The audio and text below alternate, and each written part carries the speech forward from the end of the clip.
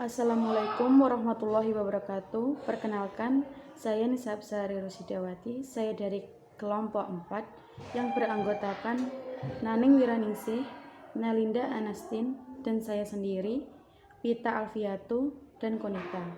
Di sini kami akan menjelaskan tentang fikih munakahat dan mawaris. Dan selanjutnya materi akan disampaikan. Pembahasan yang pertama ialah pernikahan. Secara bahasa, nikah memiliki arti menghimpun atau mengumpulkan. Dari mana bahasa ini dapat diperoleh suatu pengertian dasar dari nikah, yaitu berkumpulnya dua orang, laki-laki dan perempuan yang bukan mahram dalam ikatan pernikahan. Pernikahan atau perkawinan dapat dipahami sebagai akad perjanjian antara seorang laki-laki dengan seorang perempuan dengan maksud saling memberi dan mengambil manfaat dari keduanya untuk membentuk sebuah keluarga yang soleh dengan syarat dan ketentuan yang telah ditentukan menurut syariat agama. Dasar hukum pernikahan dalam Islam. Ada 5 hukum pernikahan yang wajib diketahui, yaitu wajib, sunnah, haram, makruh, dan mubah. Yang pertama ada wajib. Hukum menikah yang pertama adalah wajib. Hukum pernikahan menjadi wajib adalah jika seseorang telah mampu baik dari segi finansial, mental, maupun seksual, dan dikhawatirkan jika tidak menikah maka akan terjerumus ke dalam perzinahan. Yang kedua adalah sunnah. Hukum menikah menjadi sunnah apabila seseorang telah mampu dalam semua aspek namun tidak dikhawatirkan akan terjerumus ke dalam perzinahan. Yang ketiga adalah makruh. Hukum menikah menjadi makruh apabila sangat ingin menikah tetapi belum siap dari segi finansial, fisik, mental, maupun seksual. Yang keempat adalah mubah. Contoh pernikahan mubah adalah hanya untuk bersenang-senang. Yang terakhir yaitu haram. Hukum menikah menjadi haram apabila menikah dikhawatirkan akan menelantarkan anak dan istrinya. Yang ketiga ada syarat dan rukun nikah. Imam Syafi'i menyebutkan bahwa rukun nikah itu ada 5, yaitu calon suami, calon istri, wali, 2 orang saksi, dan sigot.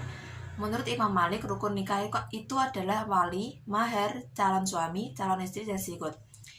Yang keempat adalah jenis pernikahan dalam Islam. Yang pertama adalah nikah badal atau tukar-menukar istri. Yang kedua zawaj al-istibda atau pernikahan ini pihak suami diperbolehkan memaksa istrinya untuk tidur dengan laki-laki lain sampai hamil, dan setelah hamil si istri dipaksa untuk kembali kepada suaminya semula. Nikah ini bertujuan semata-mata untuk memperoleh bibit unggul. Yang ketiga adalah nikah mut'ah. Nikah mut'ah adalah pernikahan yang bertujuan untuk kenikmatan atau kesenangan semata-mata. Yang keempat adalah nikah tahlil. Maksud dari nikah tahlil adalah pernikahan yang didasari oleh perjanjian perceraian dalam waktu tertentu. Yang kelima adalah nikah syukur. Artinya dari Assalamualaikum warahmatullahi wabarakatuh.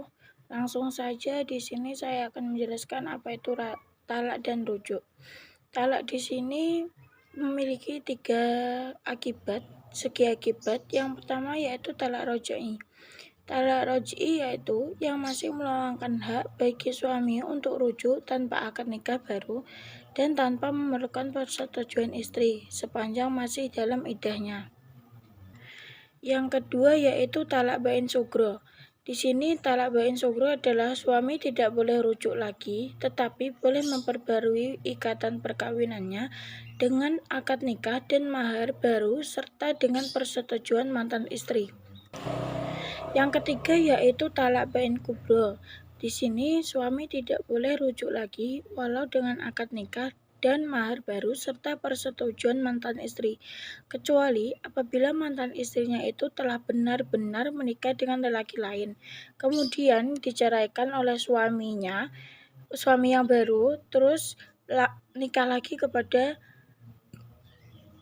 mantan suaminya setelah menjalani masa iddahnya. Beberapa ketentuan rujuk diantaranya yaitu rujuk berasal dari bahasa Arab yaitu ruja. Menurut bahasa berarti kembali atau pulang. Sedangkan dalam secara istilah yaitu meneruskan atau mengekalkan kembali hubungan perkawinan antara pasangan suami istri yang sebelum itu dikhawatirkan dapat terputus karena haknya dijatuhkan oleh karena dijatuhkannya talak roj'i oleh suami. Rujuk sendiri itu boleh dilakukan dengan ucapan maupun dengan perbuatan. Yang pertama yaitu kalau dengan rujuk, dengan ucapan itu dengan kata-kata yang sharih atau jelas. Kalau rujuk dengan perbuatan, yaitu misalnya dengan mencium, memeluk, ataupun dengan melakukan hubungan seksual dengan istri yang dirujukinya itu. Walaupun demikian, dengan perbuatannya seperti itu, secara otomatis dia dianggap telah melakukan rujuk. Sekian, wassalamualaikum warahmatullahi wabarakatuh. Di sini saya akan menjelaskan tentang pengertian mawaris dan juga sebab-sebab penghalangnya mawaris. Jadi, mawaris itu secara etimologi berasal dari kata jamak mirot yang merupakan masdar dari kata warota yaritu wirotan wa mir'atan yang artinya peninggalan atau berpindahnya sesuatu dari sesuatu individu atau kelompok kepada individu lainnya, bisa berupa harta, ilmu, atau yang lainnya. Selanjutnya yaitu penghalang mawaris. Penghalang mawaris secara istilah adalah sesuatu yang menyebabkan seseorang hilangnya hak secara hukum karena terpenuhinya sebab-sebab yang mengarah pada sesuatu. Ada beberapa hal yang dapat menggugurkan hak-hak ahli waris, antara lain seperti pembunuhan, perbudakan, dan perbedaan. Baiklah, perkenalkan nama saya Nalinda Anastur Fadilah. Di sini saya akan menjelaskan yaitu macam-macam ahli waris dan kelompok ahli waris. Macam-macam ahli waris. Ahli waris dalam bahasa Arab dikenal dengan al-waris, yaitu orang yang berhak menerima harta warisan yang ditinggalkan oleh seseorang yang meninggal dunia. Orang-orang yang masuk ke daftar ahli waris sudah ditentukan keberadaannya secara ijbari melalui aturan-aturan normatif baik dari Al-Quran dan hadis maupun dari hasil penafsiran dari kedua sumber di atas. Dengan demikian, tidak ada seorang pun yang bisa mengupayakan untuk masuk menjadi anggota ahli waris dari seseorang dan juga sebaliknya. Tidak ada seseorang yang bisa menghapus atau menghilangkan hak seseorang untuk keluar dari daftar ahli waris yang sah. Seperti telah dijelaskan pada bagian ini bahwa seseorang yang termasuk dalam daftar ahli waris karena adanya hubungan kekerabatan, hubungan pernikahan, dan hubungan kerabat karena memerdekakan hamba sahaya. Adanya faktor hubungan kekerabatan tersebut juga belum cukup menjadikan seseorang berhak menerima warisan jika belum terpenuhi syarat-syarat menjadi ahli waris. Adapun syarat-syarat tersebut adalah: yang pertama, ahli waris tersebut dalam keadaan hidup saat kematian pewaris. Yang kedua, tidak dalam kondisi terhalang untuk menerima warisan. Dan yang ketiga, tidak tertutup kedudukannya oleh ahli waris lain yang lebih dekat. Adapun kelompok ahli waris dibagi menjadi dua, yaitu ahli waris nasabiyah dan sababiyah. Ahli waris nasabiyah adalah ahli waris yang menerima warisan karena mereka memiliki hubungan darah dengan seseorang yang meninggal, yaitu hubungan nasab atau keturunan, baik ke bawah, ke atas maupun ke samping. Ahli waris nasabiyah semuanya berjumlah 20 orang jika diperinci baik dari kelompok laki-laki maupun kelompok perempuan. Dari laki-laki ada 13 orang dan perempuan ada 8 orang. Adapun dari kelompok laki-laki adalah yang pertama ada anak laki-laki yaitu al-ibnu, yang kedua ada cucu laki-laki keturunan anak laki-laki ibnu al-ibni, yang ketiga ada bapak al-abu, yang keempat ada kakek dari garis bapak dan seterusnya ke atas al-jaddu, yang kelima saudara laki-laki sekandung akhus sakik, yang keenam saudara laki-laki sebapak akhul liab, yang ketujuh saudara laki-laki seibu yaitu akhul lium. Sedangkan ahli waris kelompok perempuan dari golongan nasabiyah terdapat 8 ahli waris jika diperinci. Di antaranya adalah yang pertama ada anak perempuan, yang kedua cucu perempuan keturunan laki-laki bintu ibni wa innazal, yang ketiga ibu, yang keempat nenek garis ibu yaitu jadah minal yang kelima nenek garis bapak jadah minal ab, yang keenam saudara perempuan sekandung uhtus syakikoh, yang ketujuh saudara perempuan sebapak uhtul liab, yang kedelapan ada saudara perempuan seibu yaitu uhtul Adapun yang kedua adalah ahli waris sababiyah, yaitu ahli waris sababiyah adalah para ahli waris yang kewarisannya didapat karena adanya sebab-sebab tertentu yang sesuai dengan ketentuan syariat, sebagaimana diketahui bahwa Satu yang menyebabkan seseorang saling mewarisi adalah karena adanya perkawinan yang sah dan adanya hubungan wala dan memerdekakan hamba sahaya. Oleh karena itu, sebab-sebab itulah seseorang mendapatkan ahli waris dan memberikan warisan, yaitu disebut ahli waris sababiyah.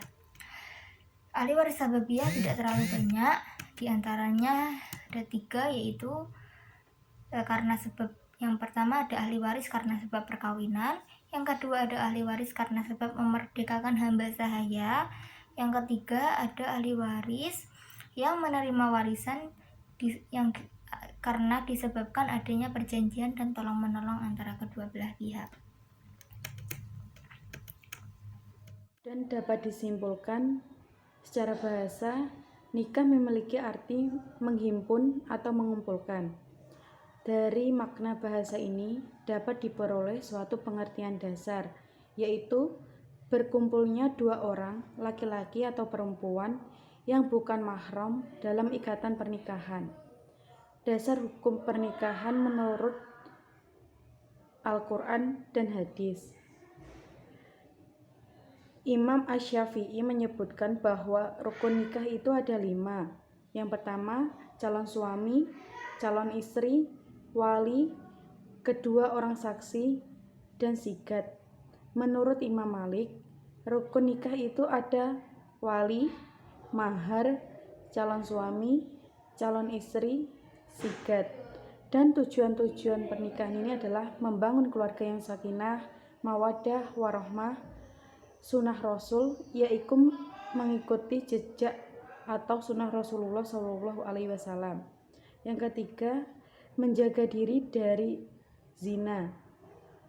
Dan secara etimologis, mawaris berasal dari bentuk jamak kata miraj, yang merupakan masdar dari kata warota, yaritu wiratatan, wamiratan, yang artinya peninggalan, berpindahnya suatu dari individu atau kelompok kepada individu atau kelompok lain.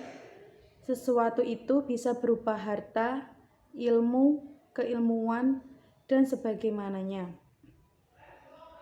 Penghalang mawaris di sini adalah pembunuhan, perbudakan, perbedaan agama.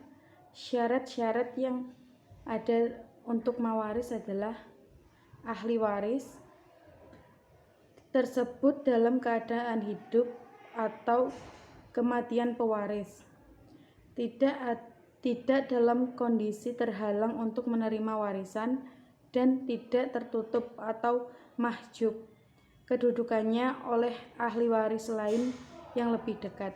Sekian presentasi yang dapat kami sampaikan. Apabila ada kurang lebihnya mohon maaf. Wassalamualaikum warahmatullahi wabarakatuh.